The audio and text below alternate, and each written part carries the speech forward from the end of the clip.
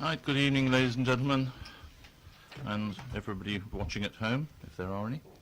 Welcome to this evening's meeting of the Cabinet. A number of bits of housekeeping, first of all, to get through. Firstly, fire evacuation procedures for this evening's meeting. There are no fire alarms scheduled, therefore, if the fire alarm sounds, please evacuate the building. The fire exit is located at the rear and the side of this room. Go down the stairs and meet in War Memorial Park. Secondly, this meeting is being webcast, and therefore anything that you may choose to say during the course of the meeting will be a matter of public record. I assume that it is working. I can see me. Yep. Good. Could all members, both of the public and of the Cabinet, please either switch off their mobile phones or put them onto silent? And if you put them onto silent, could you take them off the desk so they don't buzz and annoy us all intensely? Right, that's deals with those issues. Apologies for absence, there are none. Declarations of interest, we do have some declarations of interest. I'll go ladies first. Councillor Reid, Mrs. Reid. Thank you, Leader. I need to declare an interest on paper B, the grant funding, so I'll absent myself for that. Thank you. Councillor Messicus. Yeah, I need to declare an interest on paper G, which is the football club, so I need to leave the room and that's been dealt with. Thank you. Leader, on behalf of members of the Many-Dan Executive Committee, we have an interest in paper C, item 7, so we shall have to withdraw for that paper. Okay. Right, thank you very much indeed. I'm proposing, since we have speakers on every paper bar 1, which is item 9, paper E, which I will take right at the end of the meeting on the management of leisure facilities and beyond. I'm assuming that there is nobody who wishes to speak on that, and please, no, you don't. You really don't. I shouldn't even have the opportunity, should I, really? Silly mistake. Then we'll take them in the order on which they are on the paper. So we will start then with, before I get that far, I must deal first of all with the minutes of the Cabinet meeting held on the 17th. Councillor Jai-Wardener, you have a point you wish to make? Yes, just for clarity, the minutes don't actually reflect the order in which the papers were considered, and therefore I didn't go in and out of the room. It was more that I was here for part of the meeting and then returned to my baby daughter who'd been recently born. I'm sure that does not require us to make any amendments to the minutes, and therefore, as far as the rest of them are concerned, are we happy to take those now as a true and accurate record, and I will sign those at the end of the meeting. Petitions. We do have one petition. Do we not? Councillor Isaac. We do, yes. Sorry. We have a petition on behalf of Carla the Arts.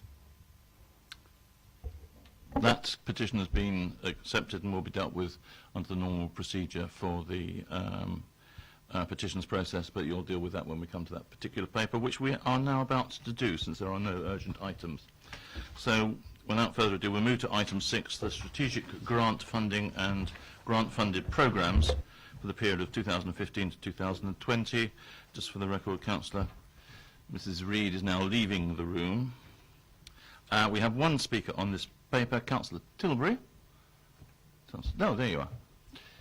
If you would like to come forward and join us while I ask Councillor Isaac to introduce the paper. Thank you, Leader. This report to Cabinet deals with the new approach to grant funding that we are taking forward as a council. We now have a single platform by which we assess the applications from the community and voluntary sector. We have a clear application process, a clear criteria by which applications are assessed, and a clear evaluation process. And I'm very pleased that this process has worked, given that it's new and innovative, has worked so well, and I would like to congratulate the officers for their hard work in achieving this, and also give my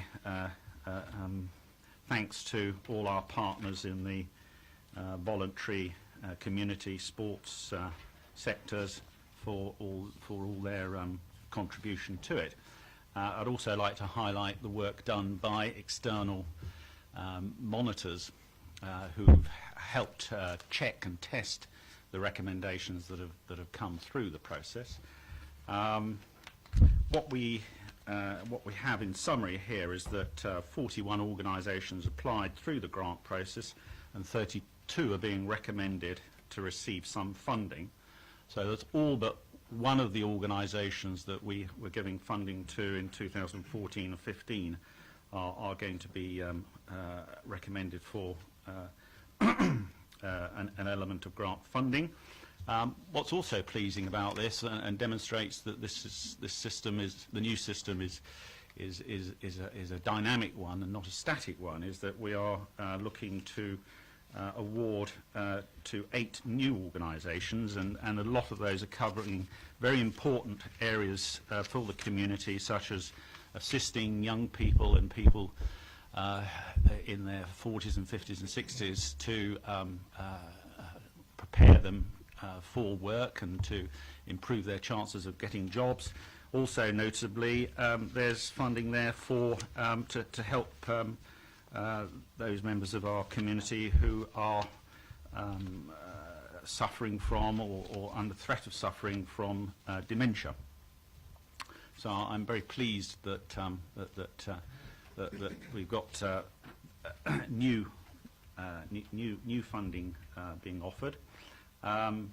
What we're recommending here is that we make awards for strategic grants, which are the longer term, more sizable grants to the value of £416,000.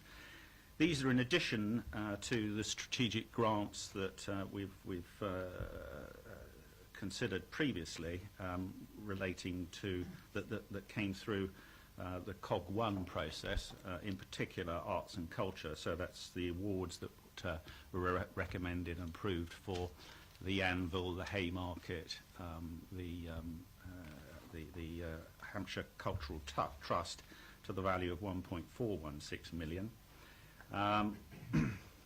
The awards also tonight are recommended for grant-funded programmes.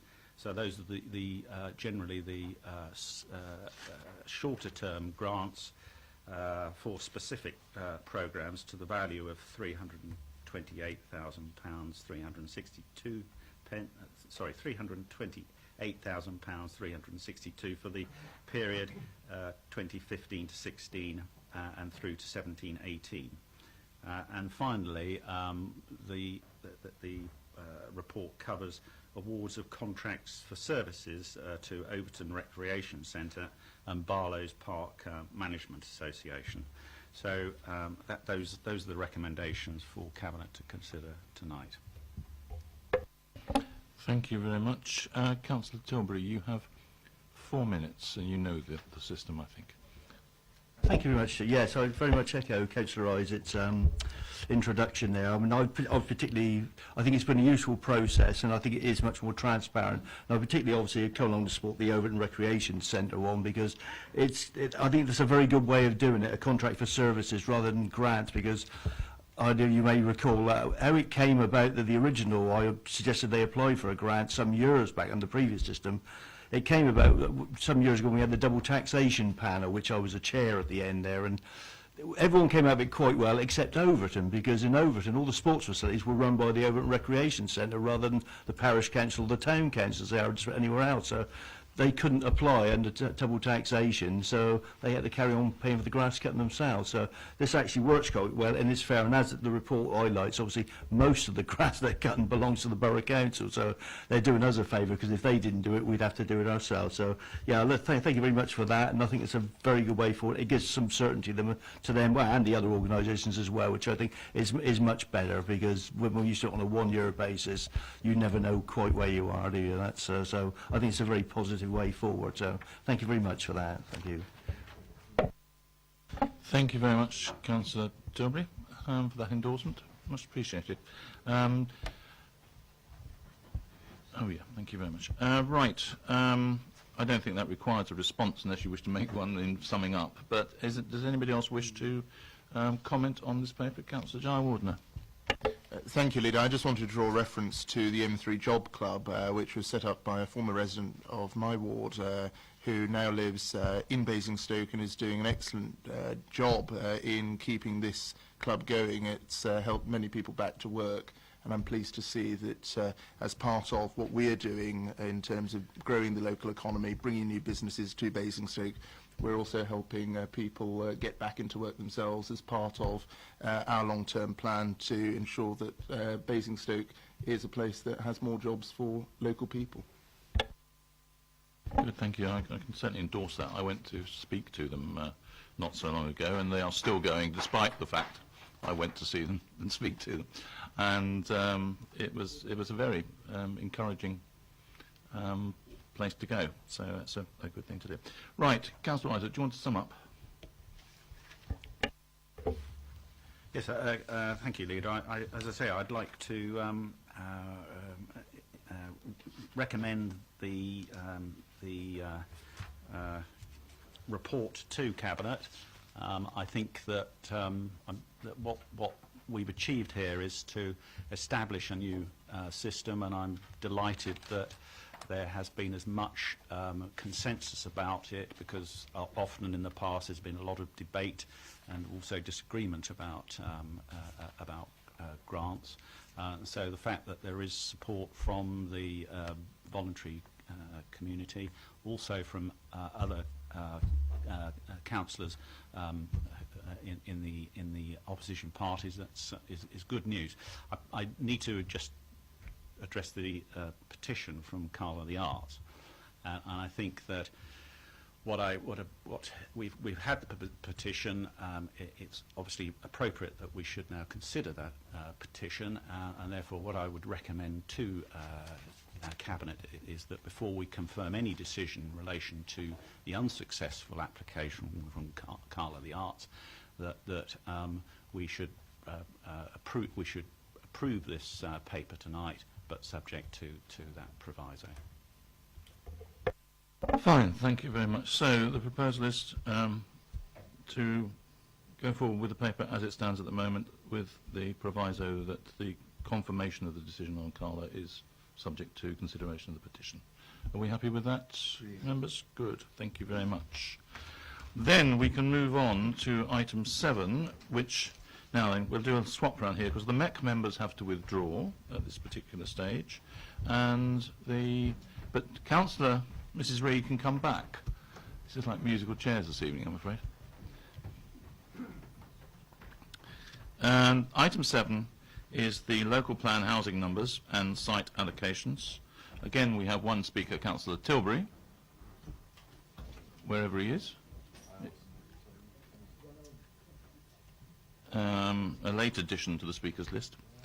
And I'll ask Councillor Raffel to introduce the paper. Leader, I put before you the recommendations set out in paragraph 1.4, that we as a Cabinet note the content of this report, recommend to full Council to agree the figure of 850 dwellings per annum as the policy on housing figure, and that the allocation of Hanson Fields is placed within the plan, that we recommend to full Council to agree the use of 850 dwellings per annum as the annual housing requirement for use in determining the borough's 5-year land supply position, and we recommend to full Council that delegated authority be given to the portfolio holder for planning and infrastructure to approve updates to the supporting text of the submission local plan before and during the examination process. We have before us the comments that were put before the committee of the Economic Planning and Housing Committee of the 4th of March and the officer's response to them.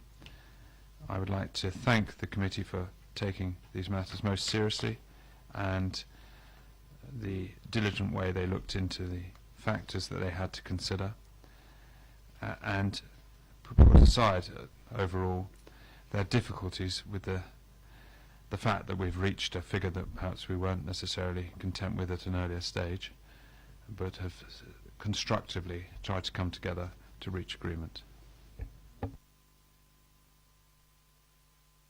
Thank you very much. Councillor Tilbury, you have your 4 minutes. Oh, thank you again, Chair. I didn't expect to be back so quick.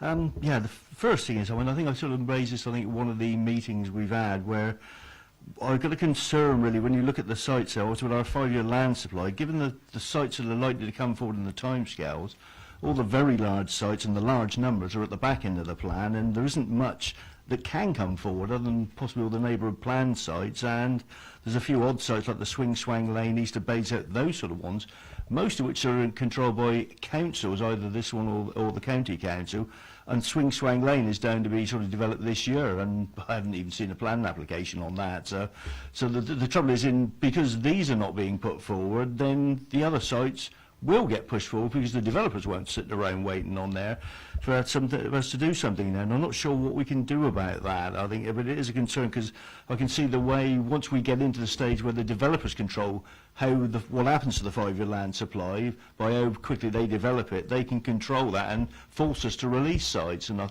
I can't see that's going to change much before 2020. That's the first thing. Yeah? But the question I've got really is, what can we do to bring the adoption of the local plan forward? Because I think certainly when I was there with the meeting with the planning inspector, and it was talking about, well, we can get this done, and the first timetable we had was sort of autumn of this year, and it now seems to have drifted into the spring of next year. And of course, in the meantime, all these sites, the ones that are likely to come forward, you can see the developers putting forward applications in those areas, not necessarily for the sites we want them to put them forward. So is there anything we can do to bring this forward, and why has it slipped? And I think that's the obvious question, because until there is a local plan in place, a lot of places, particularly in the countryside, they're very vulnerable. Virtually every village in the area there, and certainly the ones with neighbourhood plan sites, because we've had all these sites helpfully flagged up now, and of course the developers are just waiting to start the diggers up now. So, but that's something that's more of a question. But if you could help with that, Mark, I'd be very grateful. Thank you. Thank you very much, Councillor Tilbury. Councillor Ruffell. Unfortunately, the timetable, once we go to submission, is dictated by the inspector, because there's a statutory basis for consultation that follows. We've been determined to try and make as much progress as we can, and the timetable that we've been given is agreed with the inspector, and the inspector fully understands the importance of us getting our plan in place as soon as possible. But I don't think we're in a position to speed it up more than we can. It's just there are certain timescales that we have to operate under, I'm afraid. I fully sympathise with what you're saying, but we could multiply that by a factor of years and still agree that we'd like this to have been resolved a long time ago, I'm afraid. But it's a reasonable question to ask, and it's reasonable to keep asking it to make sure that there is no further slippage. I wouldn't say that there has been slippage at all since we met the inspector. The timescales involved, and indeed I would commend officers and councillors and our new head of planning, who together we've made tremendous progress since the meeting in December, which at the time one wondered if we were going to make the progress we have made, subject to us all reaching agreement at full council next week. That's the big thing. If we reach agreement at full council next week, then we're on target. If councillors decide to potentially throw the baby out with the bathwater, they'll put another year on things. And it's a sharp focus for members next week. We've got where we have, based upon sensible discussions, and whilst you and I may not necessarily agree on much on this, or we may agree on things that we can't actually implement. We may want a lower number, but we know that realistically we're not going to get it. The fact is, if we agree on the things we can agree on, and agree to get the plan in place by the end of next Thursday, that will be better for all of our residents, and particularly for the residents of Overton, who are feeling under the cosh at the moment. I've received a letter, I don't know if all councillors have received a letter from one particular developer who thinks they want to get in and do various things sooner rather than later. Of course, they will have to follow the normal course of events, and I, in due course, will look at the neighbourhood plan that Overton have been carefully working up over the last few months in due course. But I hope that all members realise the importance of next Thursday's decision is to come away with a decision, not play gesture politics like the Labour Party do, take the sensible view like many of the Liberal Democrats have done and the Conservatives have done and some of the independents like yourself have done, to try and get a plan in place. Because if we don't, then at the end of the day it will be more heartache for the residents across our borough regardless of their political views or who they support, and there'll be no winners at the end of the day, no winners for the residents of our borough who are looking for homes for their offspring, no winners for sensible planning, because it'd be planning by appeal, so I would just say that your question is well framed, and keep the pressure up and saying let's keep to it. But I can reassure you that it's in the forefront of our mind that to get this plan in place as soon as possible. Thank you. I think, of course, it is the fact that we are losing about 6 to 7, 8 weeks because of something called an election. If you could manage to do something about that, it would be very appreciated, but I'm not sure even your powers extend that far. Right, thank you very much for that. 2 speakers I have. I'll start over there with Councillor Mzickas. Thank you, Leader. I would just like to start by saying, much like I said this time last year, that this council does need a local plan. Without one, we have very little say in what houses we see being built in our borough or where those houses are going to be built. Without a local plan, we have very little say in what facilities our borough sees, where roads will or won't be built.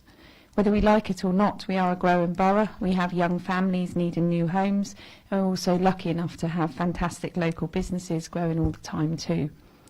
I am, however, sincerely disappointed that every indication we have from the inspector is that the housing number has to increase, and that is why we are here with the local plan again tonight.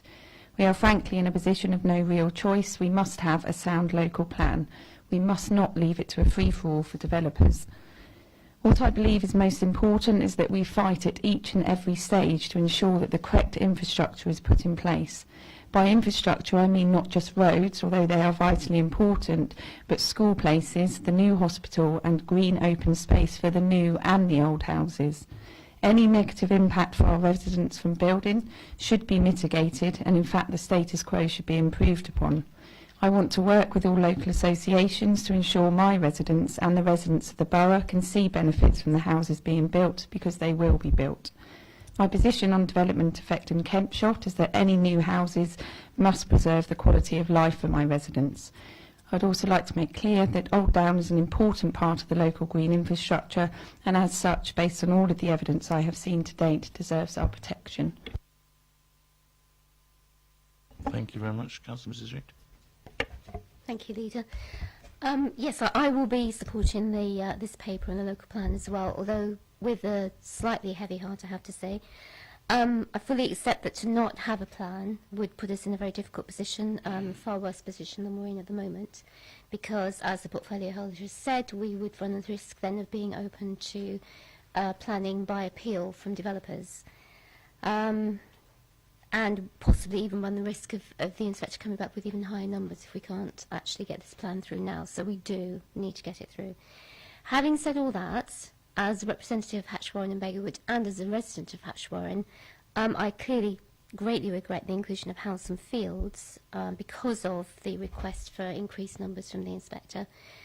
When you look at the inclusion of the golf course, House and Fields, Kennel Farm, then that's an extra 2,000 houses in that area, very close together, very close to Hatch Warren and Beggarwood, and clearly there will be an impact on the local residents. It can't be avoided. So it's therefore vital, and I completely agree with Councillor Eacher, completely important and vital that we do have a robust and a fully funded infrastructure plan for the area. And I know my residents are concerned not just with roads, although certainly that's a visible impact, but they're also concerned, again, as Councillor Eacher has said, with schools, with sewerage, with water, and all the other facilities that could suffer as a result of all the extra housing. So it is really important that we have this funding, that we have the infrastructure plan, and that we have this coming forward, not after the housing goes in, but as and when the housing goes in, because that's the only way we can protect the quality of life of the residents who are already there. Thank you. I think this is one of these issues where nobody is ever going to be 100% satisfied. Everybody will have a view that if it impinges upon where they live or what or the facilities that they use, they will be naturally wary of it. But we do have a situation where we have a growing population, and that growing population is accelerating at its speed of growth, largely because not that we have a lot of immigration, but simply that we have people being born all the time, and a lot of us are refusing to die. And that is just inevitably creating more and more people who will need to be housed in the coming years. So we have to make sure that we have the right accommodation to meet the needs of a changing but increasing number of people who wish to, and already do in some cases, in many cases, live in the borough. Making sure that is properly planned is absolutely essential. So I fully support Councillor Raffel's view that it is vitally important that this goes through in Council next week, and to stand in the way of it going through will be being deliberately obstructive to the point of view of being not working in the best interests of the residents of the borough. So I would support this, and other members, are you happy to support the recommendation to full council? Good, thank you very much. Then, can we ask our colleagues from outside to rejoin us? And we will move on to item 8, which is the response to the petition received seeking to declare Old Down and Beggarwood Park as local nature reserves. I'll just wait while the other members take their seats.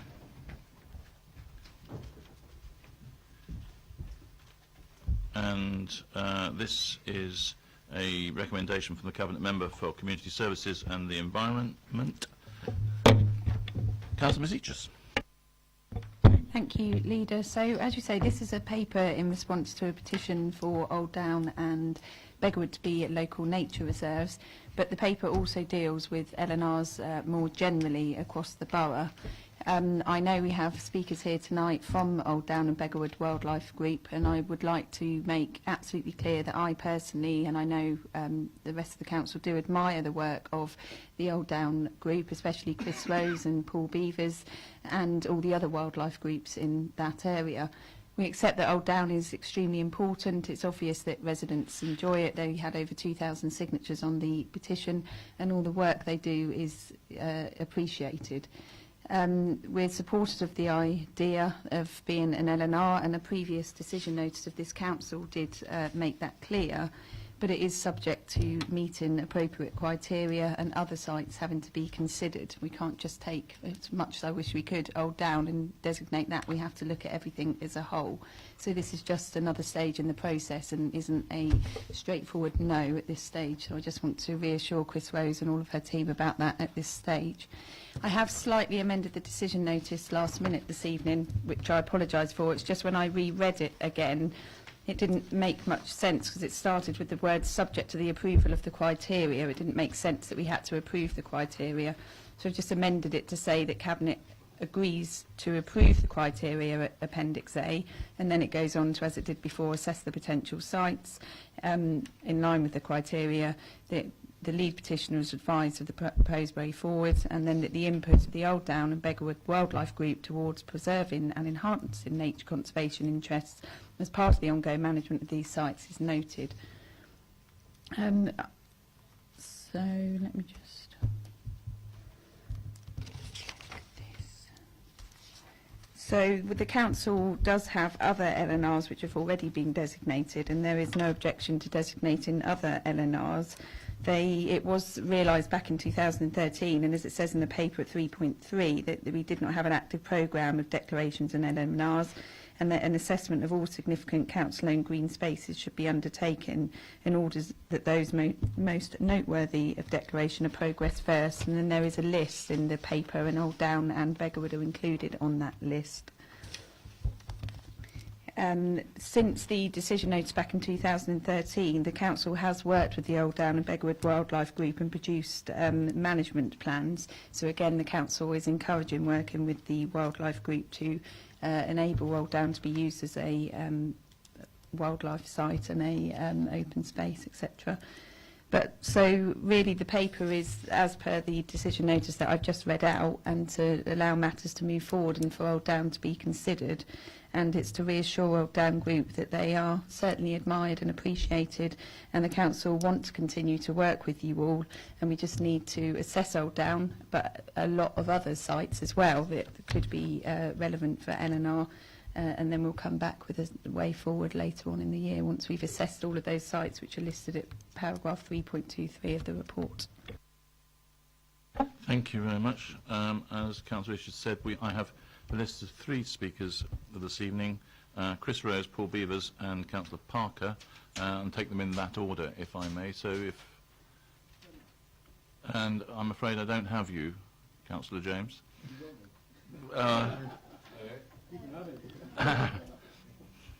Are you available? Then, as you're here and you made the effort to come and join us, we'll put you on at the end of that list of speakers. So, can we start then with Chris Rose, please?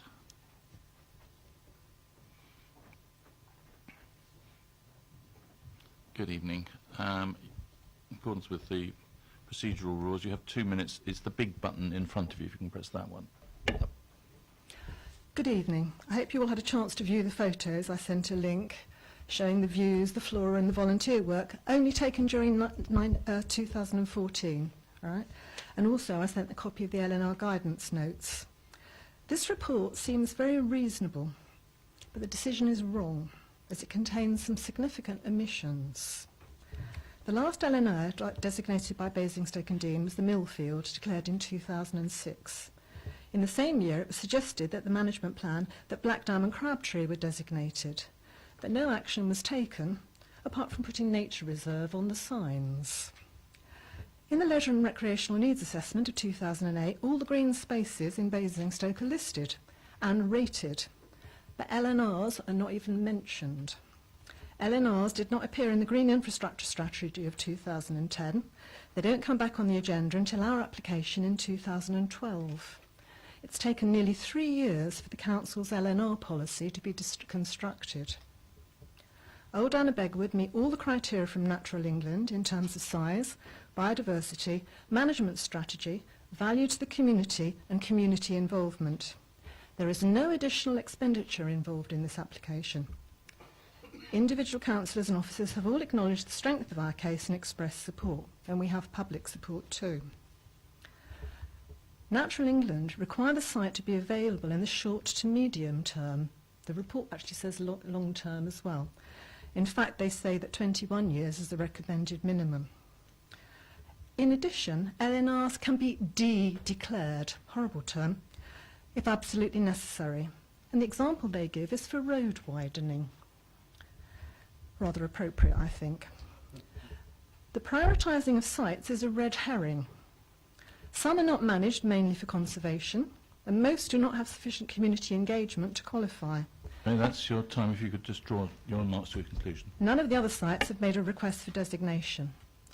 So I believe that this is wrong, and I think that the council should show their intention that the open space and the biodiversity should be preserved, if at all possible, by making this designation now. Thank you very much. Thank you. And next I have Paul Beavers.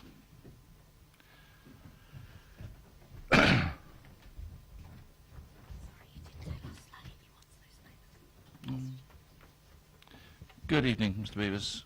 Let me just reset this. There we go. Right, you two have 2 minutes. Okay. I'm just speaking on the designation proposal. There is a fear that the borough L&R process could undervalue the essence, meaning quality and the value of nature reserves, the process. The concern is that councils end up accepting for designation sites of relatively low value for nature or people, even if judged compliant by Natural England. 8 other concerns include: the report has an important omission from the NERC Act that states what is meant by a nature reserve, and it begins land managed solely for a conservation purpose or, and there is more than that. There is concern, this is 2, there is concern with a repeated assertion that every site must be multi-use, despite that statement, and the aggressive way this is pursued. We need recognition for some dedicated reserves and some at real scale, really benefiting people and wildlife. 3, the report talks about assessing site potential at the same time as councils allows site and habitat erosion and a tick box approach that does not take account of the impact on priority species or potential priority habitats, even though the council has a duty of care. 4, it is difficult to see how some sites, especially town municipal parks, can become candidates without gaining public support and embarking on years of change in management of significant areas and surveys of success. 5, if sports pitches can replace nature, then why can't nature replace sports pitches, even in principle? We force nature to accommodate our excesses, but still refuse to recognise we have a reliance on and need to respect nature. 6, Old Common qualifies and should be on the long list. Isn't omission predetermination? 7, we request a review at the end of Stage A of which sites are chosen to go forward to Stage B and why. If only one site is intended... One more point, sir. If only one site is intended to become a new LNR, a task taking up to 12 months, is there any need to work up several candidates in Stage B? Last point. Designation includes a dependency on community involvement which is likely to remain low. After decades of allowing nature to be exploited and people becoming disengaged, we need public and private investment to make things better. Thank you. Thank you very much. And now we have Councillor Barker.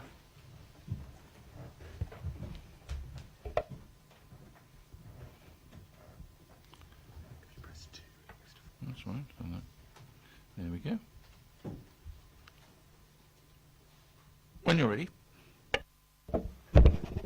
Thank you, Leader. Good evening, Cabinet members. Just quickly, initial comments on the report. On page 6 of 12, sites to be included in the assessment process. Glebe Gardens are clearly designated as Brookvale and King's Furlong, but I'd like to advise you and officers that Glebe Gardens are located in Eastrop Ward, so I suggest the report is amended to reflect that particular point. I am particularly pleased to note on paragraph 3.24 which reads, it is considered that sites can be added to the priority list at any point if issues that have prevented their earlier inclusion have been overcome. I have a particular site in mind that I will be relying on that paragraph at some time in the future. Members of the Cabinet, I believe the petition and supporting note clearly makes the case for both areas to be recognised immediately as they fulfil both Stage A assessment and the 6 criteria of Stage B. Or if not immediately, then surely they could form the initial sites to be given early consideration as qualifying for the priority list, rather than having to wait for the assessment work to be carried out on 14 other sites. I would suggest that the petitioners and their followers and their supporters have made their case, and I don't understand why there should be any delay in giving them affordability of local nature reserve status. Thank you, Councillor Barker. And then Councillor James.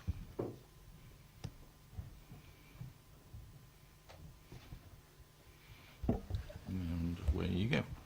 Good evening, Chairman. Good evening, Cabinet. Last year, I was fortunate enough to get involved in a school science quiz. Fairfield School, which sits in my ward, won the Basingstoke competition in this science quiz, and for that reason got into the regional finals. And I travelled with them as a responsible adult, hard to believe I know, to go to Guildford to compete in those regional finals. I was very proud. In the first round, it was on space, and Fairfield School edged into the lead, beating a school from London.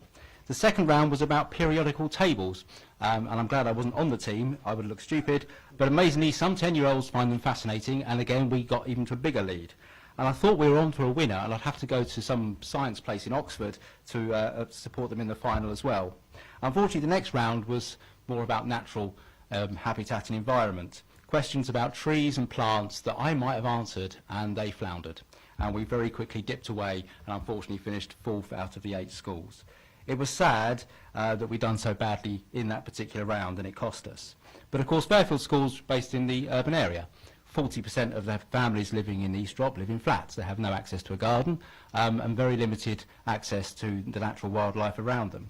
So these urban parks are absolutely critical, and to have that nature reserve element it builds an environment where they can learn and study and show an interest in these things and stop the disengagement that Mr. Beavers talks about. For that reason, I think it's excellent that we're making progress on this. I do agree Old Down is somewhere I go quite often and enjoy going there, but I think Old Common part of Memorial Park is something that needs to be also considered.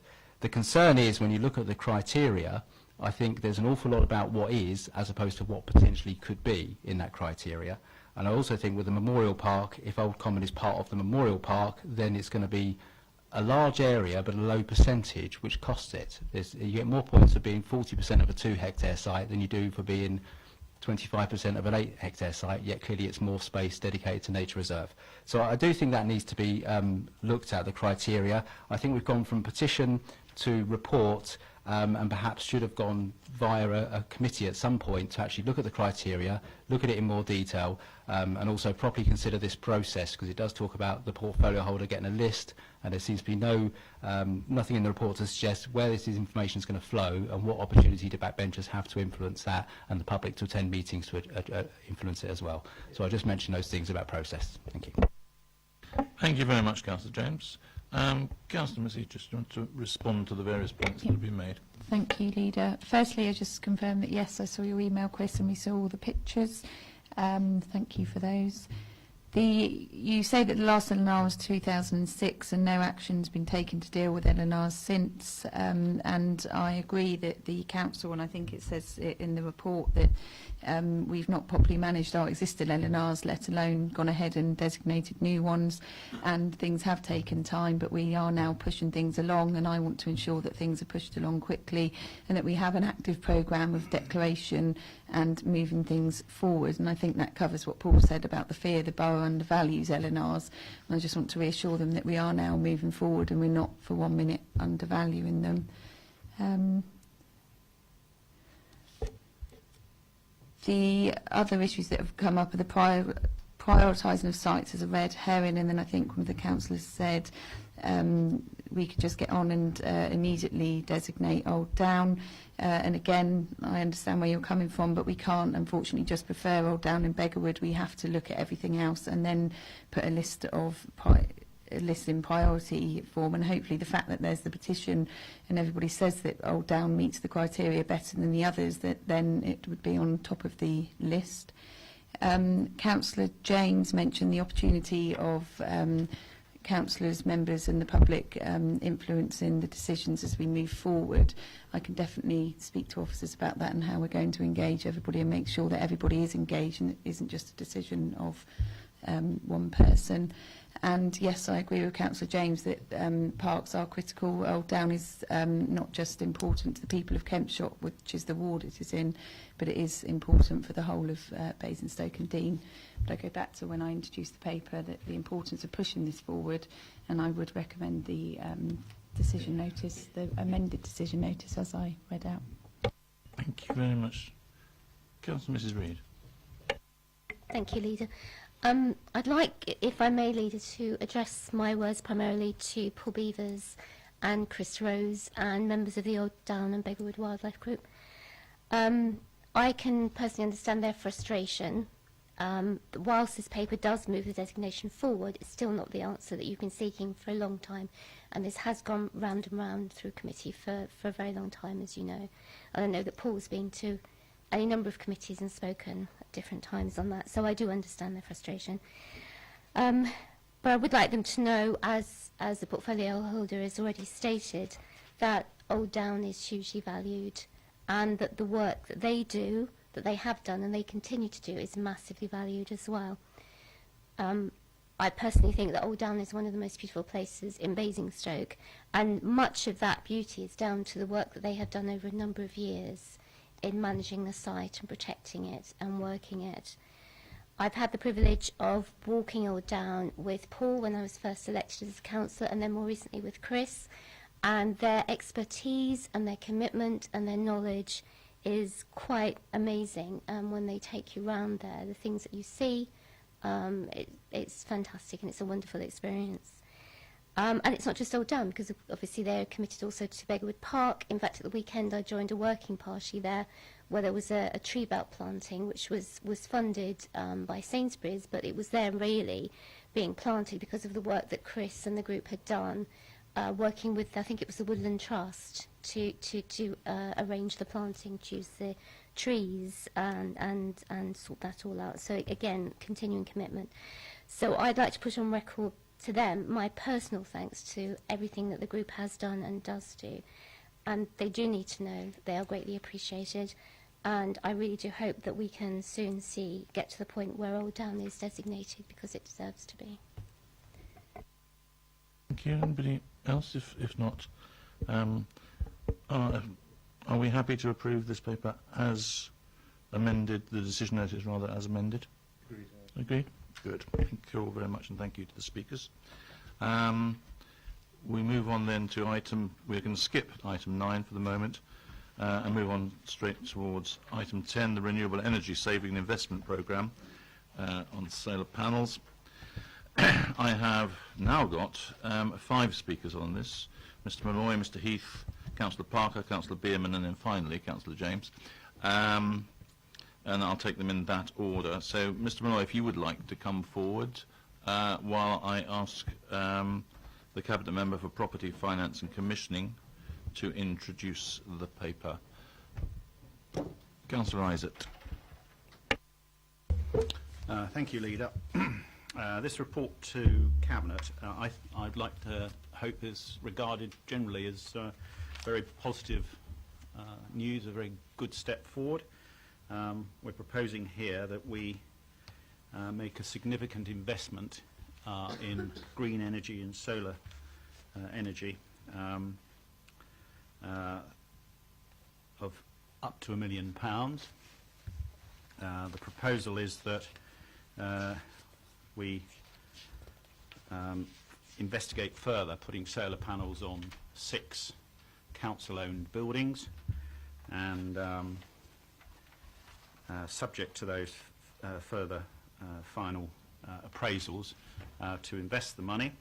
And the objective is, I think, very important, that it will show leadership as a council and reduce not only our own energy costs, but provide a guaranteed return over 20 years. It's guaranteed by the government. So it's a guaranteed return over 20 years, guaranteed income stream, and that, very importantly, it would reduce this council's carbon emissions. So I'm very keen to move forward with this project, and so there's some further work to be done, desktop studies and then surveys of the actual buildings, but subject to those and those coming back with the right outcomes and the right level of viability, then I hope we can proceed with this first phase of investment through our Invest to Grow capital budget. Thank you very much, Mr Malloy. Good evening. You have 2 minutes. The red light, or rather the green light, will come on when I press the button, and then you get a warning when there's 1 minute to go. It's the middle, the big one in the middle. Thank you very much for the opportunity to speak. Firstly, I largely agree with what Councillor Isett has said. It's a fabulous news that the Council is investing £1 million in renewable energy. I support the plan to invest in energy, but I object to the notion that the framework procurement method that's proposed will produce best value over the asset life cycle. Peterborough Borough Council established the framework agreement in January 2012. It expires at the end of this year, and prices have fallen significantly since that time. Now, Peterborough City Council have shown great leadership. I think that was fantastic. We've been talking to the council since that time about the development, so it's great to see the development going ahead. I would like to see more involvement of local business in the installation of these systems, using local expertise to ensure that the systems do get maintained and provide the best yield. Local PV in Basingstoke and Dean Borough Council, photovoltaics, will yield much higher returns than 8%. If you look at BCOT, they were achieving around 13%, and that's not my figures, that's the figures from the principal. In the paper it refers to an average installation cost of 150k and the size no greater than 50 kilowatt peak, which is the PCC framework rule, and that does not provide value for money. A £3 per watt installed is atrocious. ODU compliant process may not equate to one that achieves value for money for our local council, although it may be the path of least resistance to get this system installed quickly. I would commend the council, the cabinet, to review this decision and find best value for money using local resource. Finally, I note that the survey cost of £5,000 to join the framework agreement, as someone who's had extensive career in energy management on a global scale for big blue chip corporations, there are local resources that could deliver that for much less than £5,000. Thank you very much indeed. We'll turn it off. Leave it on if you like for the moment, it'll be fine. The next speaker is Mr. Heath.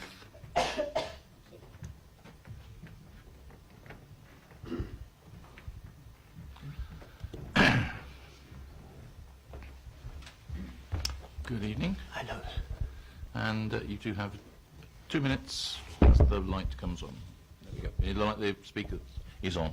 Okay, thanks. Well, thanks for the chance to speak to you tonight.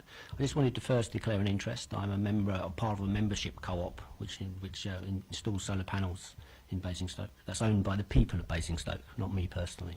So it's a cooperative. As you know, I've been in this room several times over the years, often berating the council for its lack of action on climate change and its inability to invest money wisely and not to take renewable energy seriously. And yet again, I'm before you. But this time it's different. The proposal laid out in the papers are good. Spending £1 million on solar panel systems, well, this is excellent news. But I have 2 questions, a bit like Andy before me, and they are we supporting local businesses? Cabinet intend to award the contract for the installations to a company without an open tender. They intend to use a framework contract with Peterborough City Council, who then in turn will reward the contract to a local Peterborough company. I think this is a short-sighted decision. There are several business based in Basingstoke capable of delivering these systems. The second question, are we getting value for money? We looked at the proposals in the decision paper from MEARS, the group that will actually install the panels. They are saying the investment will return of only 5 to 8% over an estimated 20-year life of the scheme and a payback of 9 years. This is a ridiculously low number. As Andy said before me, BCOT, who have 2 years' experience of running these systems, are getting a return of 13% over 25 years and a payback of 7 years. And they had to pay VAT on their systems. As you know, Basingstoke Energy Co-op has worked tirelessly to build sustainable businesses in and around our borough. Indeed, we were even mentioned in Hansard for doing so. We've worked very often pro bono for the council, as well as being paid, and we've never really expected anything in return for this, other than a fair crack of the whip. Could you bring your remarks to a conclusion? Yes, please? so we expect no favours from the council, just a fair crack of the whip. But I do implore you, before you invest £1 million, you go out to tender, you make sure you get good value for money, and you make sure that local businesses can tender for that investment. Many thanks. Thank you very much. Right, next is Councillor Parker.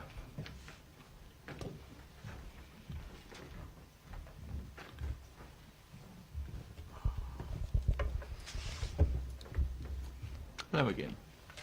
Oh, you're on, or you were on. There we go. Your time has started.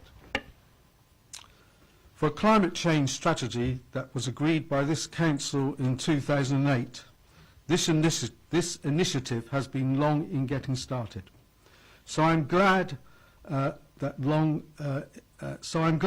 we are now at last discussing action in this area. If it had been pursued when first suggested by the Liberal Democrat group, the prospect of the revenue generated would have been so much higher.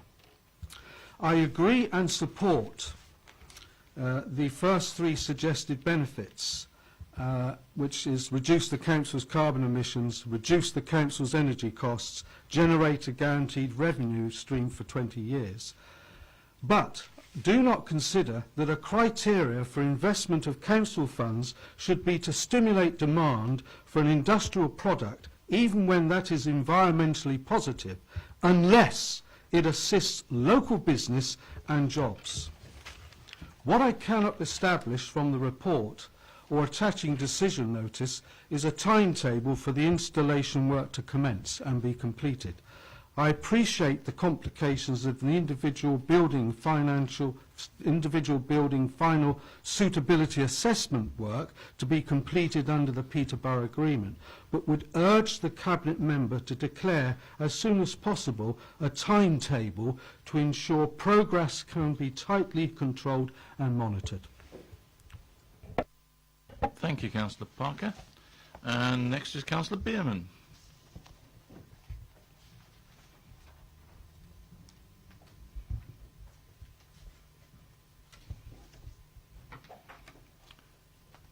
Good evening. Please, I shall press my button and please begin.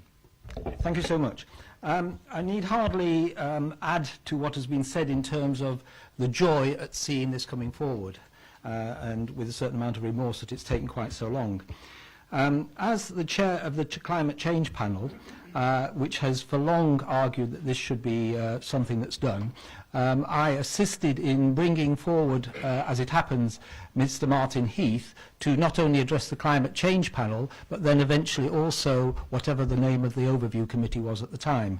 In addressing that committee, he and Mr Malloy spent a lot of their time in preparing a very detailed report, and did it out of, if you like, the goodness of their heart and their wish to see us do the right thing with taxpayers' money, and put a very good case forward. When recently it was suggested that this sort of scheme might go forward, and indeed Peterborough was mentioned at one of the climate change panels, I think it was the one before last, I specifically asked what had been done in terms of engaging local companies, and I have to say at that time, and I have to say there's absolutely no connection between myself and the Basingstoke Energy Services Co-op. I just think they're a good thing. But beyond that, I have no particular reason to promote their interests, but I will say that they have shown themselves committed. And I was asked, had they been involved in this process? I'm sorry, I asked whether they'd been involved in the process, and was advised that they knew what was going on, and had, it was clear that what was intended here was beyond their capacity and ability to deal with. Now, from what has been said so far at this meeting, that would appear to be far from the case. Whether or not it's the case, what should clearly be done is that they should be engaged throughout the process and given an opportunity. I'm in business myself. What hurts me is if I'm not asked. If I'm asked and don't get the best deal for my customers, that's my fault for not putting forward the best deal for whatever reasons. In the particular case here, they've not even had that opportunity. So I think we're failing on two grounds if we proceed with what's on the table before us now. One is we haven't given local business a fair chance, and indeed we haven't given them any chance, and we should, if anything, be erring on supporting the local business. And I hope Councillor Isaac would agree with that, because local business thriving helps the borough to thrive and helps its reputation. And I think you had mistakenly forgot to whiz me off, so I think I probably had me 2 minutes, so I will belt up at that, unless you... of course I've got a bit longer, haven't I? You can belt up, but feel free to belt up at any time. No, well, I will, because I'd prepared for less time, I will just say I do feel that there is an opportunity before taking a step that commits us to even £5,000, that we should be doing that in fairness to people who have dedicated their personal time to helping the public good. And if only there were more who were willing to do that. I suppose I should declare one minor interest. The people concerned did get the Mayor's Award, but that was just in recognition of the same things as I've said tonight. So, thank you very much. Well, you only saved 30 seconds in the end, but never mind, thank you. Yes, it does indeed. Councillor James, please.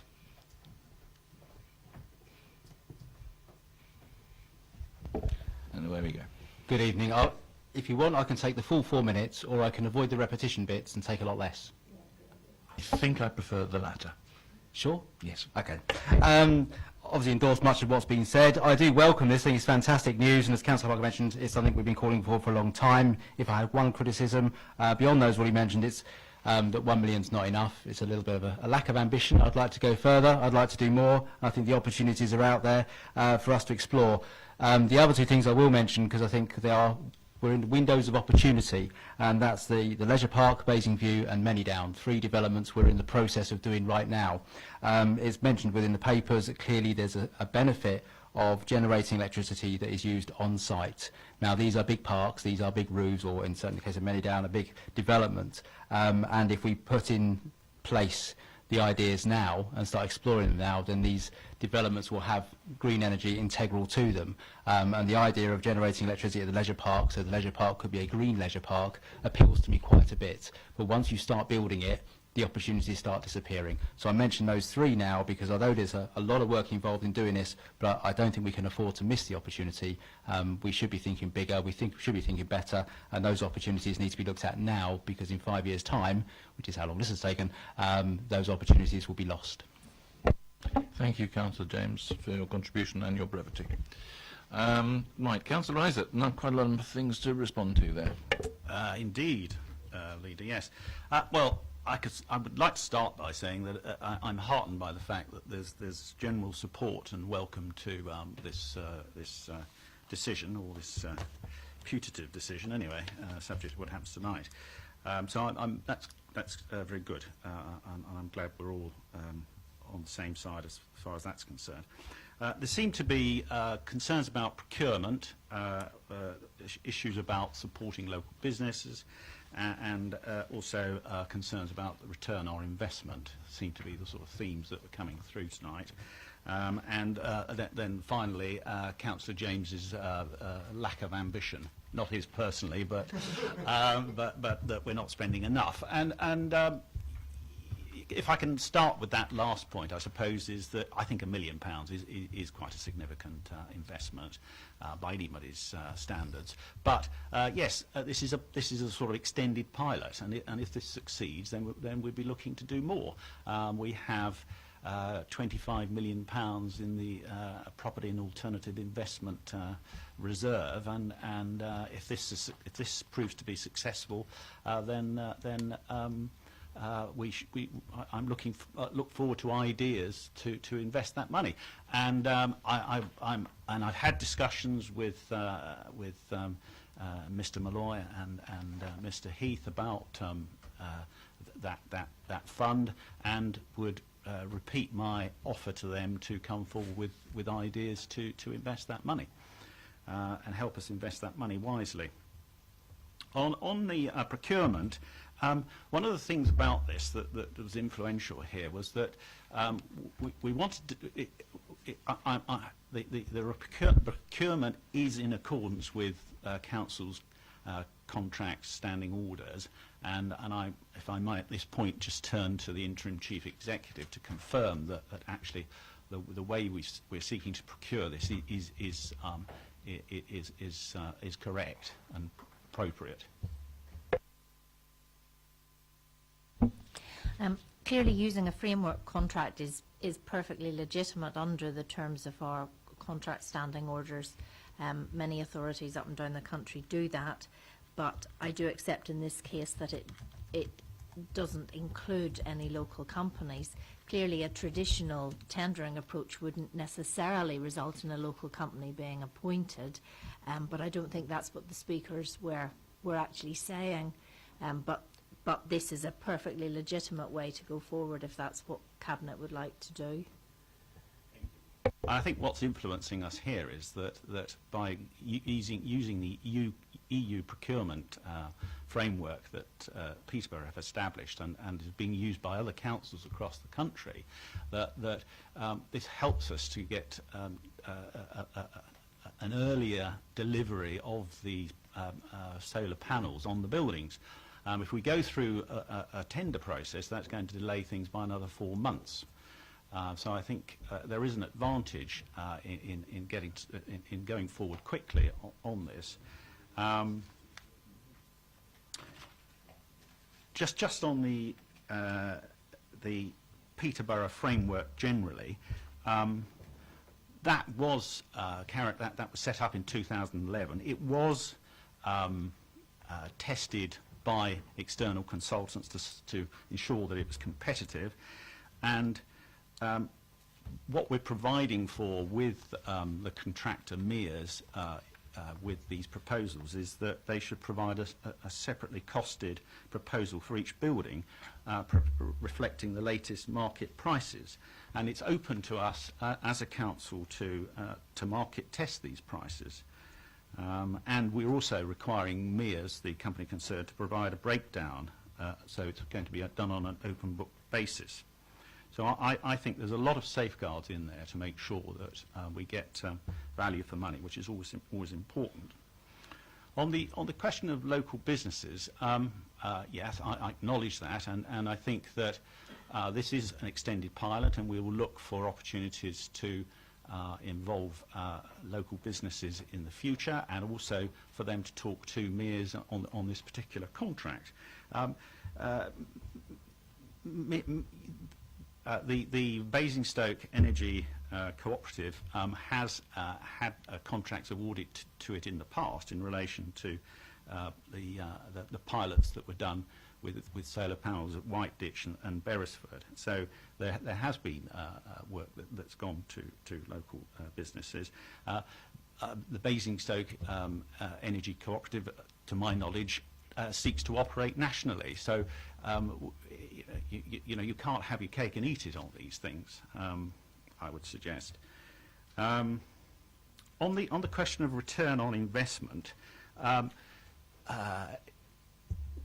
the report does refer to an estimated investment return of about 8%.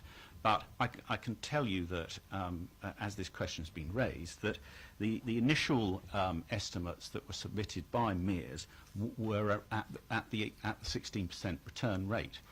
But the finance department got its hands on these, and you can imagine that being the sort of sage, prudent individuals they are, that they took the view that until the further site surveys and appraisals had been done, it would be the right thing to do to suggest that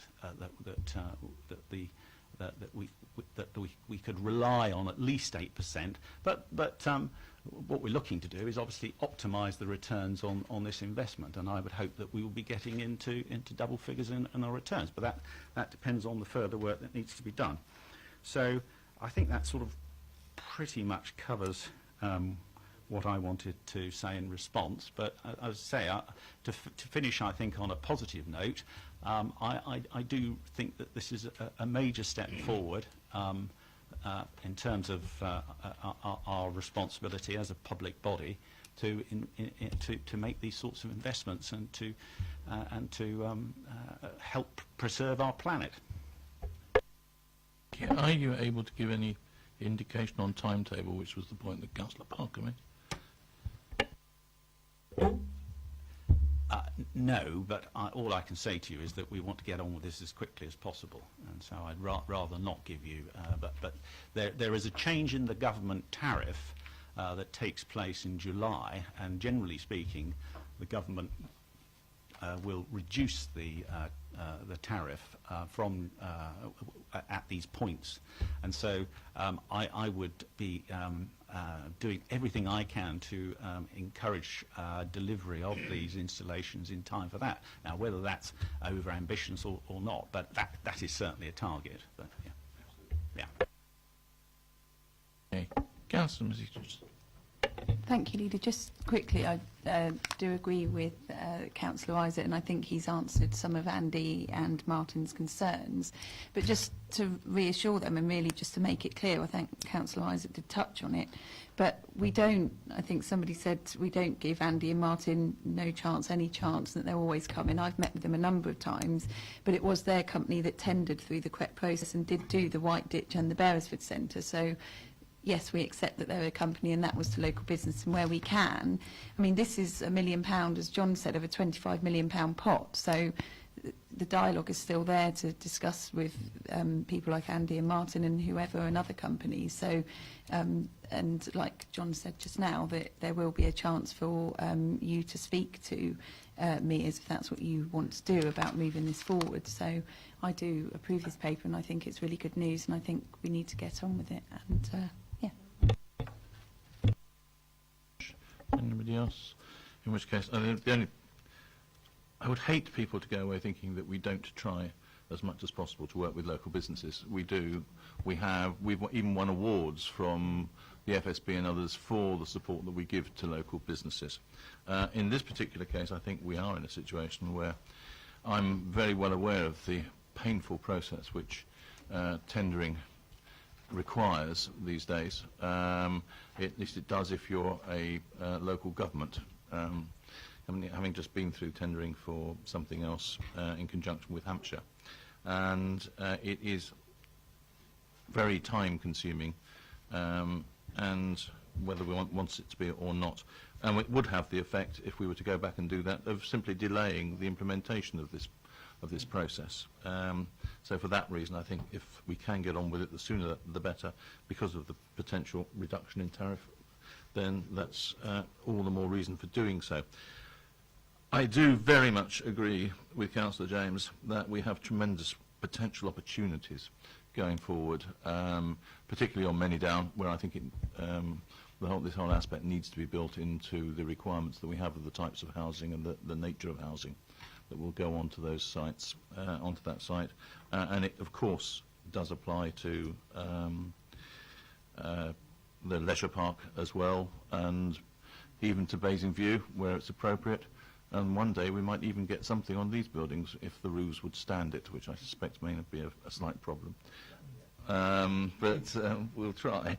Yeah. So from that point of view, I would support it. Other members happy to support the proposals as we go forward? But make sure that we do, of course, for the next round when it comes up, make sure that everybody is planned so they can be taken into consideration, which would be a good thing to do. Right, then we'll move on next to item 11, the Basingstoke Town Football Club. And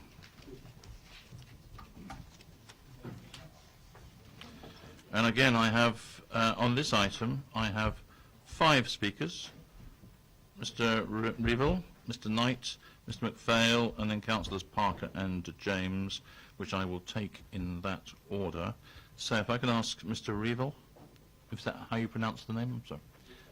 Good. To come forward and ask, it's Councillor Isaac again to introduce the paper, and then you will have 2 minutes. Yes.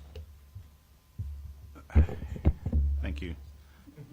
Thank you, Leader. Just wait for the calm down. Right, this is a report to Cabinet about a potential new stadium for the Basingstoke Town Football Club. And we're all aware that there's been a very long history and saga about this. And I don't propose, unless speakers want me to go into the sort of history of it. But we got to a point with the where we were there was a public consultation on Old Common land, on the Old Common site, but then it became apparent that there was that the Supreme Court had made a decision in a sort of completely unrelated topic, but one which had potential implications in relation to the way that we had consulted back in the autumn of last year, and so it was not safe. We were advised by the legal experts to go ahead with the with implementing any decisions that we might wish to take as a result of that public consultation. So we have we sat down with the football club and broke that news to them, and from that it's we get to this point, this paper, where we are recommending that there is a review of the land in the council's ownership that's undertaken to see whether there is any land that we own that would be available and appropriate as a potential location for a stadium to accommodate the Basingstoke Town Football Club. I understand that there is a sort of long-held support from the council to this ambition. Obviously, it's got to be one that is viable, and the one that achieves the necessary level of acceptance. So this is a report proposing that exercise is undertaken. Mr. Evil, you have 2 minutes. I'll press the button, and you will go yellow when you have a minute left. Good evening. I'm reading this on behalf of the Basingstoke Heritage Society, which has its AGM tonight. Firstly, we note the new description of the Old Common site, which is now referred to as council-owned land to the rear of the Hilton Hotel. We would like to point out that this site is marked War Memorial Park at both its north and south entrances, and has been managed as part of this park since 1969, when it ceased to be the town's common. We object to this change of description, the reason for which is unclear, and which can only serve to obfuscate. Secondly, it's noticed that one of the reasons given in this report for the review of publicly owned sites is the possibility that the consultation was flawed. However, crucially, the report fails to note that the public is aware that the Cabinet has seen two pieces of evidence relating to the Old Common site, both of which commit to its retention as public open space, and both reflecting the wishes of the Council at separate dates in 1969 and 1979. The earlier decision has been acknowledged in a letter to the Society from the Joint Chief Executive in February of this year, and the later one was the minutes of a Land and Property Subcommittee of 19th of February 1979, presented to you by Councillor Parker on the 17th of February. Evidently, Cabinet may choose to ride roughshod over those earlier decisions, but they were taken at those times because of concern about the diminishing open space in the central town area. How much more is that space needed today? A quick addition of sites such as Skyline Plaza, Chapel Hill and others with consent or permitted development comes to some 1,345 units of housing within the ringway. We believe that these earlier decisions should be recognised by Cabinet and upheld as a reason not to include this site in future plans. Thank you very much. Thank you very much indeed. Then can I ask Mr. Knight, please?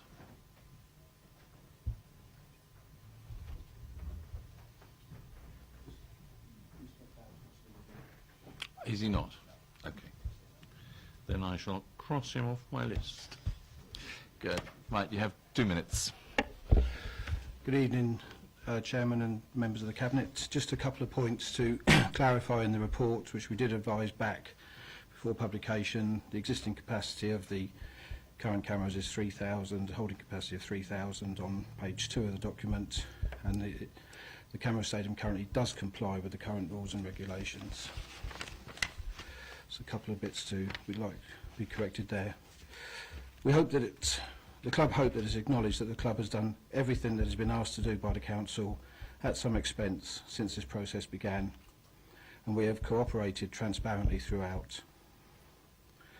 As was suggested and encouraged at the last Cabinet meeting, An approach has been made by the club via the council to New River regarding the leisure park, and we await an update.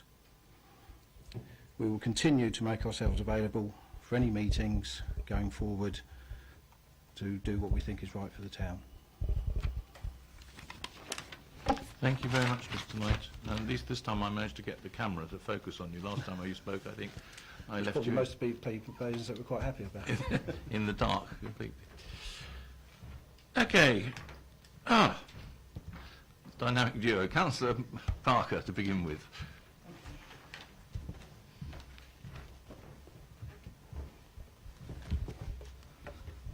For the last time tonight. Well, unless you... Are you up for election? I don't know. No, this clock's on. Oh dear, sorry, I'll restart it, don't worry, but I just rather enjoyed that. Here we go again. Let's start again. Good evening, Cabinet members. I am not here this evening to revisit and comment in detail on the many failings of the process that so nearly signed off authority to sacrifice the former common land site referred to as land behind the Hilton Hotel by transfer of ownership to a privately owned company for use by Basingstoke Town Football Club to build a stadium.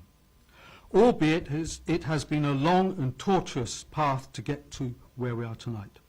So I welcome this report with considerable relief and hope that we are indeed now approaching this matter in the right manner. In doing so, I rely on the declared intent expressed in the option analysis wording in paragraph 5 on page 3 of 5 being honestly adhered to, that is, to start again and carry out a fresh review of council-owned land to establish whether any land is available and appropriate as a potential location for a stadium. However, what concerns me is the report and attaching proposed decision notice offers no indication that this Conservative administration is prepared to allow an open, transparent and democratic decision process to operate. I refer to the comment in the report from Councillor Isaac that council group leaders have offered to assist him as portfolio holder in this process on a cross-party basis. If this means that when the option analysis work has been completed, the decision remains with the portfolio holder without reference to the relevant committee, then that would be wrong and I could not support it. I contend that before any decision can be made by the portfolio holder to dispose of council-owned land, the detailed analysis outcome report should be presented to the relevant council committee, and only if an appropriate site has been identified, then a report should be prepared for consideration by Cabinet and then progressed to full council for endorsement. Also, other than documenting the earlier unsatisfactory consultation exercise carried out, the report and decision notice makes no reference to the need for appropriate consultation should an appropriate site be identified. If we are genuinely starting again, then the process stages I have mentioned should be reflected in the decision notice we are looking at tonight. Thank you very much, Councillor Parker, and I'm sure we will see you back here again.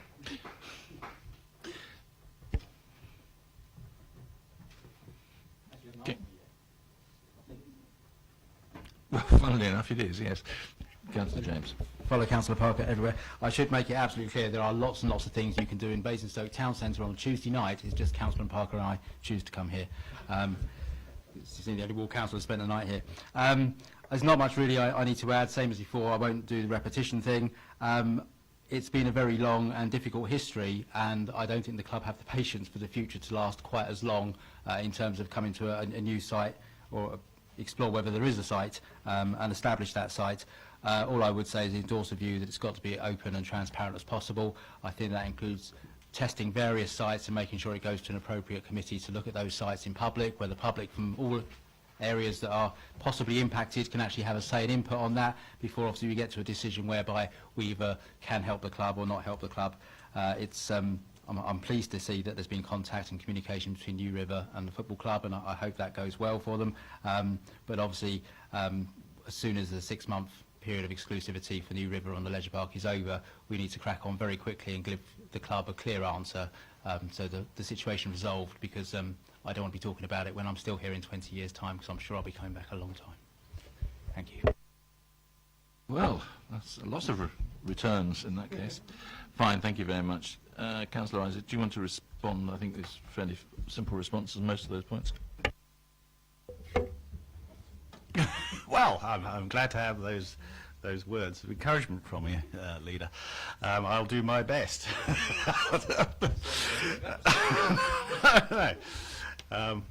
I shall not look for complexity here. Mr. Reevell, thank you for coming along tonight, and I obviously take note of what you say.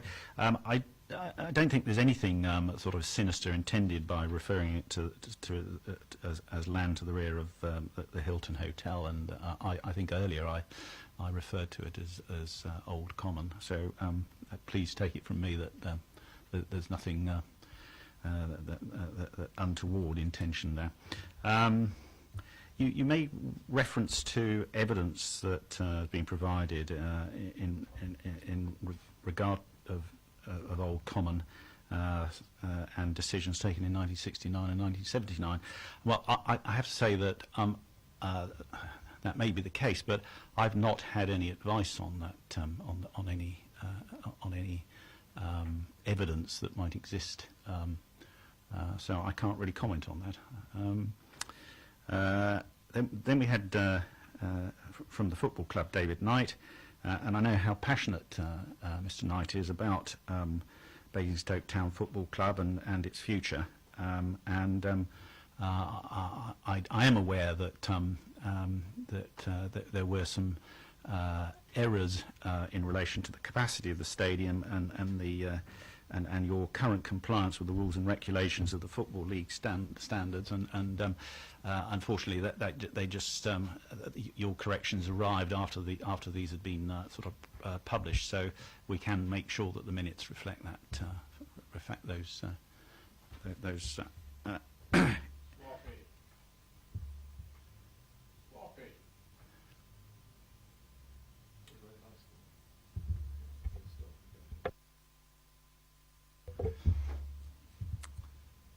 Okay, carry on. Then we heard from Councillor Parker, who I'm pleased that he welcomes the report. I think, given the history of this matter, that it's right that we do proceed in an open and transparent way, which is echoing what Councillor Gavin James said. I'm grateful that senior colleagues from other parties have offered to assist in this process, and I look forward to working with them. Ultimately, though, as portfolio holder, the responsibility does rest with me, but I take the point that Councillor Parker makes about any decision that was that involved any potential transfer of land would inevitably involve going to an overview committee of the council. So I'm sure that there would be the full democratic process that would be involved. Whether it would go to full council or not, I can't say. But yes, I'm clear that there has to be a good deal of transparency and consultation as far as moving this forward is concerned. And finally, to pick up on Councillor James's point, yes, I agree. This has been a long, drawn-out business, and we owe it to everyone concerned, not least the club, that we move this forward as quickly as possible.